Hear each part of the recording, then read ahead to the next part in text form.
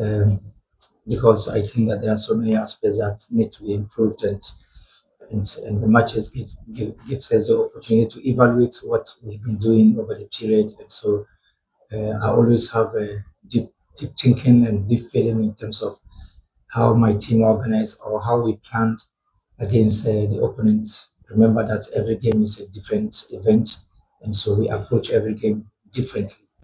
And sometimes we approach the game with different players, and so I think that's there were areas that look good, and there were areas that we need really to improve in terms of our decision making in very decisive moments.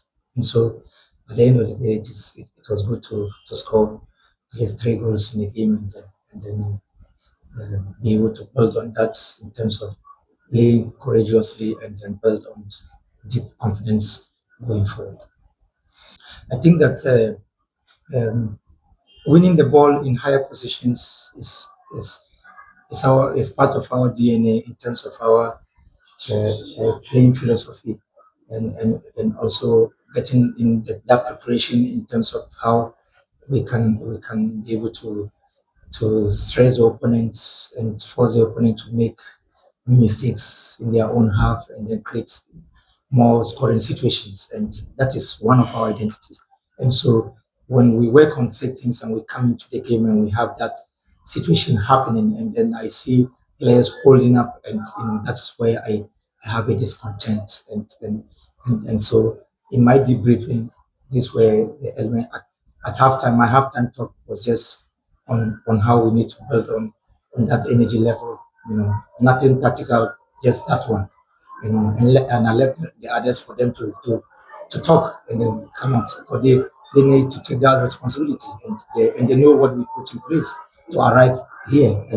And also when we are in key moments of the pitches where the pitch where we find ourselves in some very advantageous positions where we have worked on that, this becomes our clear elements in terms of when we have the ball, and I still see players not orienting their body shape, and then not being in the right moments in terms of accelerating our play, or someone passing to a player who cannot break the line, and a player who cannot accelerate our game, or a player who cannot move the ball forward. Then I become more disturbed, and then because these are areas that we really dwell, and then we waste a lot of time on, because we want to improve and we want to develop and we want to grow as a unit.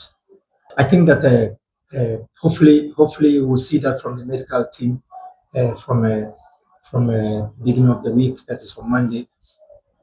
I think that he needed a physical break in terms of stress, and then he's struggling with a shin spleen, and the shin spleen we need to it emanates from maybe hard ground, or also getting adapted to uh, uh, uh, moments of a fresh physical intensity of loading. And so sometimes when you deload the player, he's likely to come back stronger. And so we're not him alone.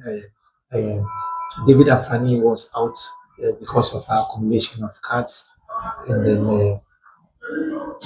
we also didn't have Abdulaziz, who could have also played a part, because we didn't start Hamza because we needed to also debrief him a little, just to give him some time to also have some reflections, and then just to build his confidence level. And it's important that this is what we have, and so we need to know how to manage our players very well.